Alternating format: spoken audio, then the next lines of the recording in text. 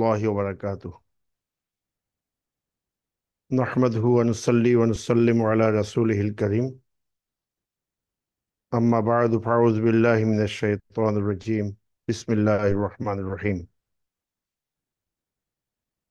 Centre for national dialogue and research CNDR এর উদ্যোগে আয়োজিত কলেজ বিশ্ববিদ্যালয় পর্যায়ে আরবি এবং ইসলামী শিক্ষা নিয়ে এই অনলাইন মতবিনিময় অনুষ্ঠানের সম্মানিত মডারেটর, সম্মানিত সভাপতি, প্রধান অতিথি, অতিথিবৃন্দ এবং সুধীমণ্ডলী,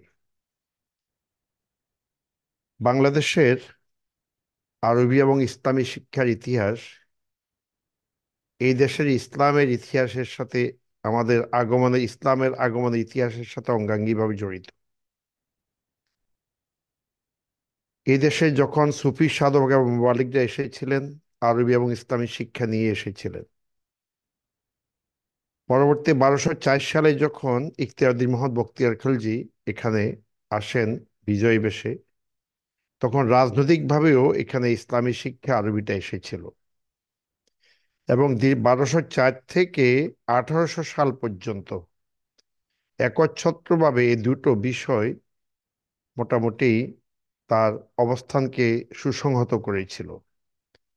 1800 সালে জুলাই মাসের 9 তারিখে কলকাতায় ফোর্ট উইলিয়াম কলেজ প্রতিষ্ঠিত হয় এবং ইংরেজি শিক্ষার গোড়াপত্তন এখানে হয়।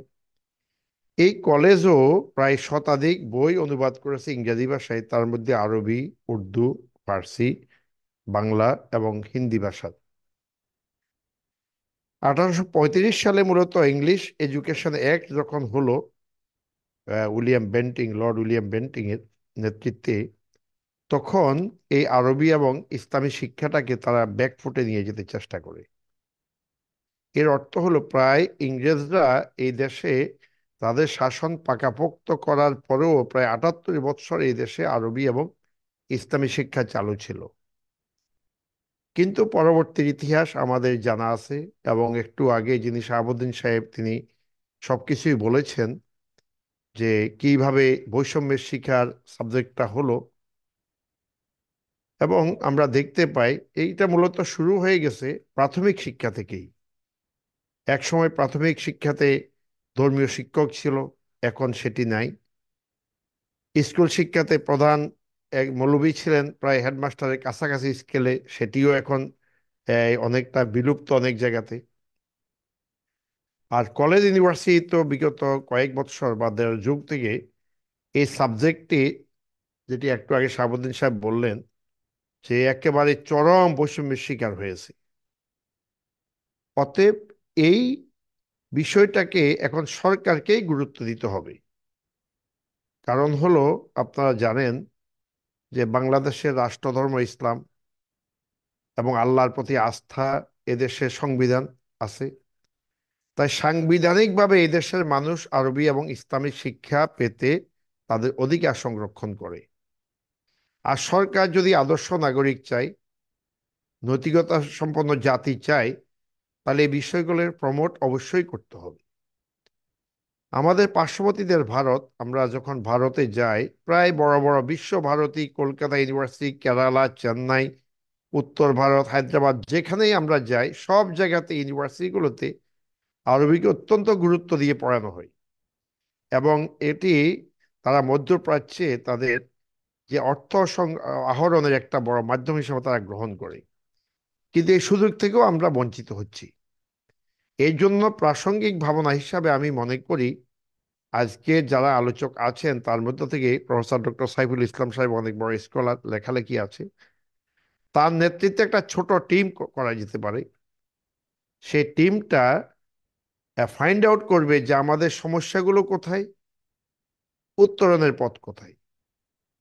তাহলে এক নম্বরে এই ছোট্ট একটি টিম আমার একবার কংক্রিট প্রস্তাব। 2 নম্বরে সংশ্লিষ্ট অধিদপ্তর, শিক্ষা প্রশাসনের অধিদপ্তরের সাথে লিয়াজু করার জন্য আরেকটি টিম কাজ করতে হবে এবং এর জন্য বাজেট বরাদ্দের জন্য অর্থ মন্ত্রণালয়ের সাথে একটা টিম কাজ করতে হবে। শিক্ষা উপদেষ্টাকে নিয়ে কাজ করতে হবে, শিক্ষা বোর্ডের সাথে কাজ করতে হবে, জাতীয় বিশ্ববিদ্যালয়ের সাথে কাজ করতে হবে, এবং অন্যান্য যে সমস্ত ইউনিভার্সিটিতে এই বিষয়টা নেই সে সব ইউনিভার্সিটির সাথে কাজ করতে হবে।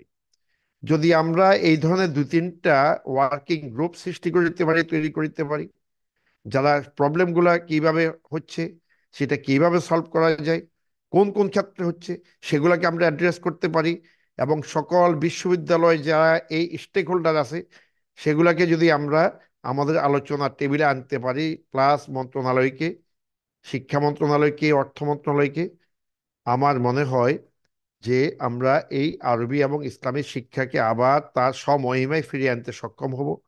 আমাকে কিছু বলার সুযোগ দেওয়ার জন্য ধন্যবাদ। নির্দিষ্ট সময়ের মধ্যেই আমি আমার কথা শেষ করলাম।